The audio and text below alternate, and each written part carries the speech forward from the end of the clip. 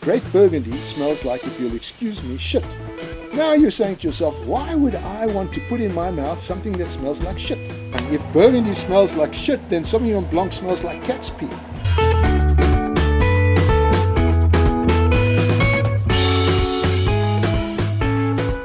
We are going to talk about wine tasting method. Should I be naturally talented to be a good wine taster?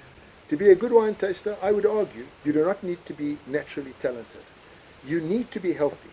Your palate must be healthy. Your sense of smell must be good. Your olfactory senses. Nothing damaged in any of your sensory perception. And on that basis, you have the natural attributes to be a good wine taster. You probably need a bit of natural talent to be a great wine taster. And how is your case? You mean me? Yeah. Do you think you're... I'm a great wine taster, in that I only want to taste great wine. Don't bring me the good stuff. Okay, life's too short. Just the great one. Can I put wine first in my mouth without checking the color or nosing it? Technically, it's doable, but practically, if the idea is A, self-protection, and B, checking on the wine for whatever reason you have, then you are going to learn much more and protect yourself by first looking at it, then smelling it, and then putting it in your mouth. If I taste multiple wines, do I need to change my wine glass to new ones? I taste a bunch of wines as in a tasting. Each wine is served in a specific glass in front of you. The idea, of course, is to try and make sure that the glasses are the same, because the glass does affect how the wine tastes. And therefore, you take one variable out of the equation if all the glasses are the same shape. You mean the sizes? The shapes? identical glass, ideally. If you only have one glass to taste, ideally you should then either change the glass or do what the Italians call avenare, which is when you pour the first wine, you agitate the wine in the glass and pour it out before you pour the tasting sample. And then, when you come to taste the second one, you do avenare again. You mean rinsing? Why didn't I think of that word? You know, you got me sitting here as a wine professional. Rinsing is for people who do laundry. How could I say rinsing and be credible on TV? And instead of rinsing, what did you say? Avenare. Avinada. Why don't we try? Are you thirsty? Well, I was just thinking, we're talking about tasting and I'm holding this up and I'm holding that up and I'm dying of thirst and nothing's happening. I was waiting for your signal. Okay. Shall I open? It's got to be open, otherwise we don't get to taste. That's one of the primary requisites for tasting, is an open bottle. Okay. Okay. Yes, sir. What kind of wine is this? This is Dolcetto. In this particular instance, Dolcetto from Piedmont in Italy, from a very good producer called Rivetto. Mm-hmm. And this is Dolcetto d'Alba, meaning that this particular Dolcetto comes from Alba. The Piemontese love their Dolcetto. They may be pouring you the Barbera and the Nebbiolo and the Barolo and the Barbaresco, but if you see them dipping their hand below the counter and surreptitiously pouring something into their glass to drink while they're talking to you, they're probably drinking Dolcetto. I begin to open it. You begin indeed. Let me know when you're finished. Smells correct. Okay, good.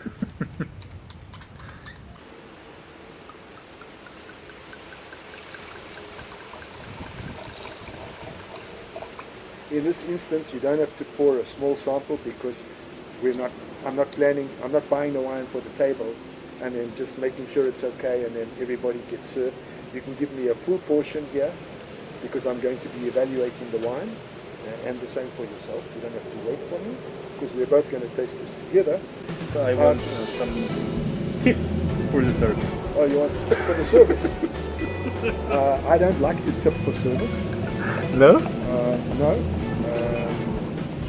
I prepared the proper white sheet here. Oh, I thought you meant tips, like 10% or... Yeah.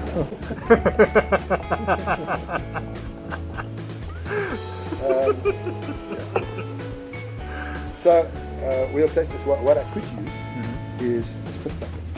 I'm not going to spit on camera, but I do want to spit and... You can spit it. You can spit here. No, I'd rather not do that. Splash your shoe.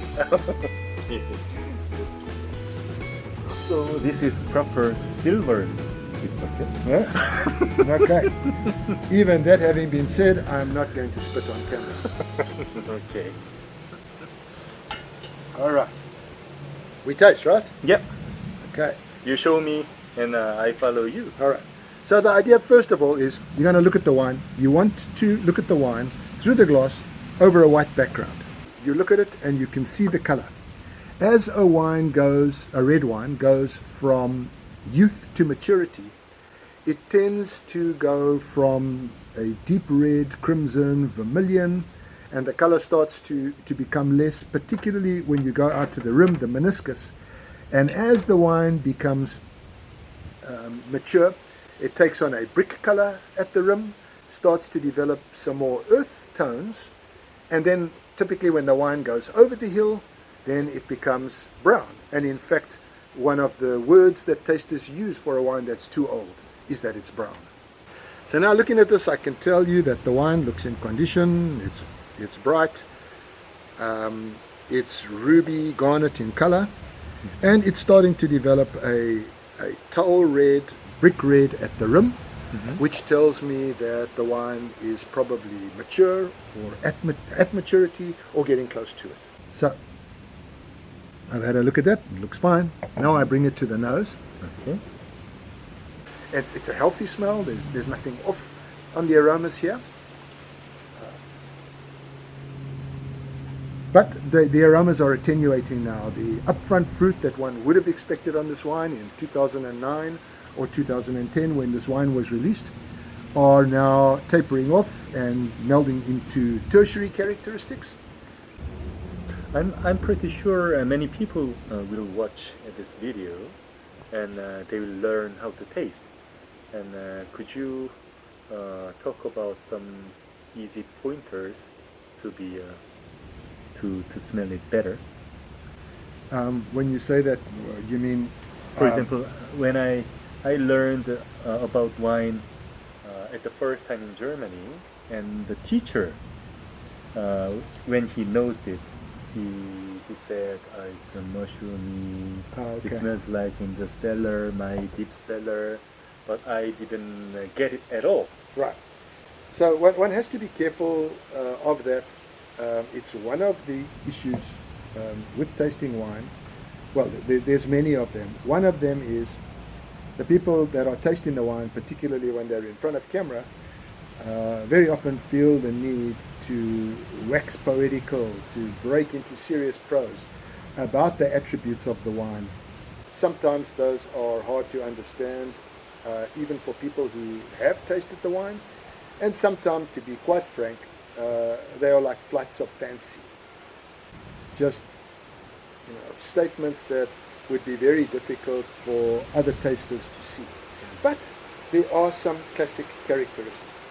So, for example, your German friend, if he were tasting Riesling with you, one of the characteristics of Riesling is generally quite easy to tell what it is. Very young Riesling tastes floral, but most Riesling has some kind of characteristic related to dieseline or gasoline or something of that nature. Now, I can see you sitting there and shaking your head and saying, why would I want to drink something that smells and tastes of gasoline? And all I can say to you is try it. This is really special gasoline, a great Riesling. So yes, there's something in the smell that evokes the scent of those things without it being, gasoline. For example, another one is some of the great tasters in the world have stated that great Burgundy smells like, if you'll excuse me, shit. Now you're saying to yourself, why would I want to put in my mouth something that smells like shit? But What he means is that it smells barnyardy, the kind of smells that you find in a barnyard. And that sort of melds into the idea of some earthiness, some forest floor, some vegetation laying on the forest floor when you're walking through a damp forest in the wintertime. The smells of mushrooms and forest floor, and yes, a little bit of what they describe as shit. But what can I tell you? It smells like shit, tastes delicious. Sauvignon Blanc's another one. If Burgundy smells like shit, then Sauvignon Blanc smells like cat's pee. Hey Mom, I just had the most delicious Sauvignon Blanc today. Just like cat's piss. It's not exactly the same. It's not exactly, does that mean that A, I like to drink cat's piss, and B, that I've got into practice for tasting Sauvignon Blanc by testing myself on cat's piss? No. Cat's pee has a smell that in some time is slightly redolent of the characteristics you get from even very, very fine Sauvignon Blanc. And so it's a varietal definition, it's a varietal characteristic, it is accurate, it is desirable. So I guess one just has to do some of this tasting with a tutor, do tutored tastings, so you can understand how shit or cat's pee can be desirable in wine.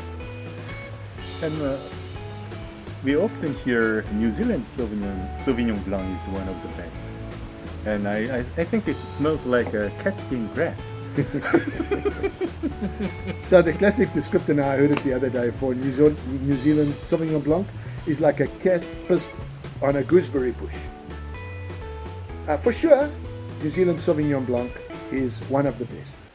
Is it great? Obviously, otherwise it wouldn't be achieving the success. Of course, not every bottle. But are there others out there, Sauvignon Blanc, that's equally interesting, as good, if not better? And there are many. Chile, another New World country, is starting to make excellent Sauvignon Blanc. It is not enough to tell you that Sauvignon Blanc smells like cat's pee, but it is an important thing for you to know in the context of appreciating Sauvignon Blanc, and more importantly, and we'll talk much more about this in future videos, more importantly, it is very important for you to know in the context of identifying wine blind. Can I taste it now? Yeah, yes, please. That's great explanation. When I taste it, I want to draw in a little bit of air over the wine into my mouth. That can be a little bit dangerous because you've got liquid in your mouth and you're pulling in air over it at the same time. So this is something that actually you should try at home. Don't try it in a restaurant.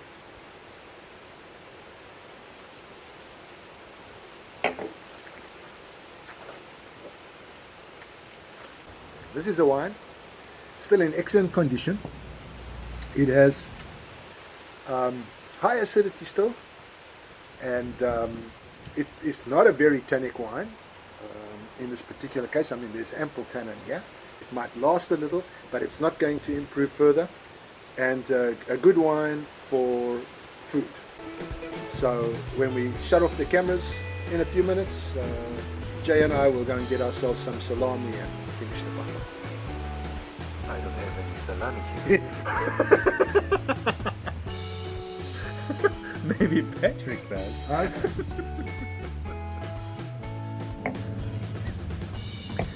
And is there anything I should avoid before wine tasting?